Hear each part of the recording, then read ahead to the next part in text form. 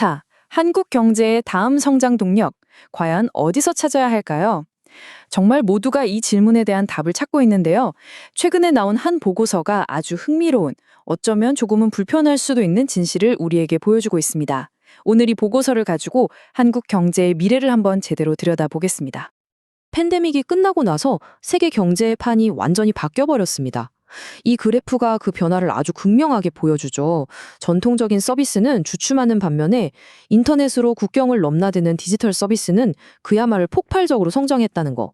이건 단순히 숫자가 좀 변했다 이런 수준이 아니에요. 세계 경제의 무게중심 자체가 이동하고 있다는 아주 명백한 신호입니다. 자, 그럼 이런 거대한 흐름 속에서 우리 한국은 과연 어디쯤 서 있을까요? 디지털 서비스라는 이 새로운 경제 전쟁에서 우리는 승기를 잡고 있는 걸까요? 바로 이 질문에서부터 오늘 이야기가 시작됩니다. 한국의 현재 상황을 딱 들여다보면요. 이게 참 재밌으면서도 좀 이상한 퍼즐을 마주하게 됩니다.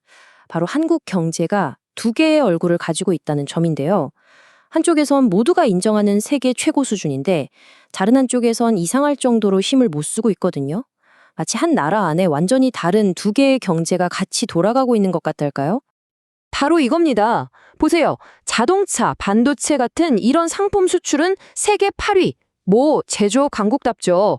그런데 디지털 콘텐츠나 IP 같은 서비스 수출 순위는요. 18위까지 뚝 떨어집니다. 아니, 이 엄청난 격차, 대체 어디서부터 생기는 걸까요? 보고서는 바로 이 문제를 아주 날카롭게 지적하고 있어요. 이 불균형이 그냥 일시적인 현상이 아니라 한국 경제의 미래 성장을 가로막는 구조적인 문제라고 경고하는 거죠. 우리가 이 문제를 정말 심각하게 봐야 하는 이유가 바로 여기에 있습니다. 아니, 근데 이렇게 심각한 문제를 왜 우리는 지금까지 제대로 못 봤을까요? 놀랍게도요, 그 이유가 우리가 지금까지 엉뚱한 지도를 보고 있었기 때문입니다. 기존 데이터에는 아주 커다란 맹점이 있었던 거죠. 이제 새로운 분석 모델이 그동안 감춰져 있던 경제의 진짜 모습을 보여줄 차례입니다. 그 핵심에 바로 삼류형 공급, 영어로는 모드 3 트레이드라는 개념이 있습니다. 좀 어려워 보이죠? 근데 쉽게 말하면 이겁니다. 구글 코리아처럼 해외 기업이 한국에 지사를 세워서 벌어들이는 돈, 바로 그거예요. 근데 이게 얼마나 중요하냐면 전 세계 서비스 무역의 절반이 넘는 무려 56%를 차지합니다. 와, 이 거대한 숨겨진 무역을 빼놓고 경제를 얘기했으니 다는 이 전체 그림이 제대로 보일 리가 없었죠. 그래서 이 보고서가 완전히 새로운 분석 모델을 제시하는데요. 이걸 경제 DNA 지도라고 부르더라고요. 재밌죠? 1단계, 일단 숨겨진 무역까지 다 잡아내는 최신 데이터를 쓰고요. 2단계, 이걸로 제조업이랑 서비스업을 따로 보지 않고 하나로 묶어서 분석하는 겁니다. 그러면 마침내 3단계에서 그 나라가 가진 진짜 경쟁력이 뭔지 그 핵심 역량이 딱 드러나는 거죠. 자, 그럼 이 새로운 렌즈로 우리 한국 경제의 민낯을 들여다보면 과연 어떤 모습이 보일까요? 보고서가 밝혀낸 한국의 진짜 위치는요. 솔직히 말씀드리면 꽤 충격적입니다. 이 그래프를 한번 보시죠. 미국, 영국, 독일 같은 선진국들은 수출 포트폴리오가 아주 골고루 다양하게 짜여 있죠. 그런데 우리나라는 어떻습니까? 특정 제조업 몇 개에 거의 몰빵한 수준이에요. 비교 대상 국가 중에서 다변화 수준이 가장 낮다는 건 그만큼 외부 충격에 아주 취약한 위험한 구조라는 뜻입니다. 근데 더 심각한 문제는요. 서비스업 자체의 기초 체력입니다.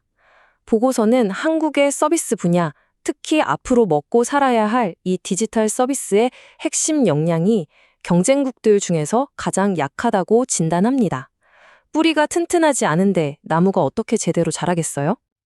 그리고 이 약점은요, 이미 현실의 숫자로 명확하게 나타나고 있습니다. 한 국가의 종합적인 수출 경쟁력을 보여주는 경제 복답성 지수, ECI 순위를 보면요, 팬데믹 이후에 다른 나라들은 올라갈 때 한국은 오히려 떨어졌어요.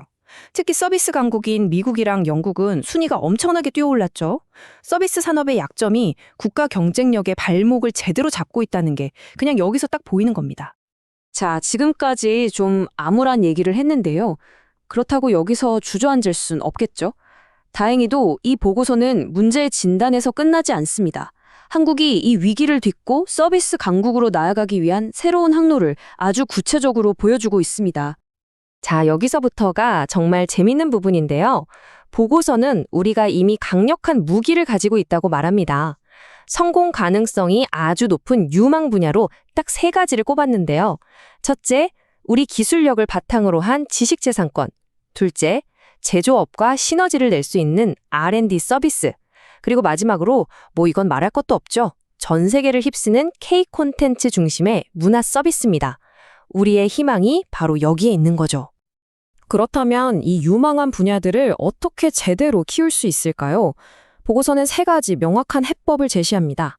첫째, 서비스 분야의 R&D 지원을 획기적으로 늘려서 혁신의 불씨를 지펴야 한다. 둘째, 새로운 시도를 가로막는 낡은 규제들 과감하게 걷어내야 한다. 마지막으로 반짝이는 아이디어를 가진 서비스 스타트업들이 마음껏 클 수 있도록 든든한 지원군이 되어줘야 한다. 아주 명쾌하죠? 결국 모든 이야기는 이 하나의 질문으로 모아집니다. 제조업의 거인으로 살아온 한국이 과연 서비스 슈퍼스타라는 완전히 새로운 춤을 배울 수 있을까요? 한국 경제의 다음 챕터는 바로 이 질문에 대한 우리 모두의 대답에 달려 있을 겁니다.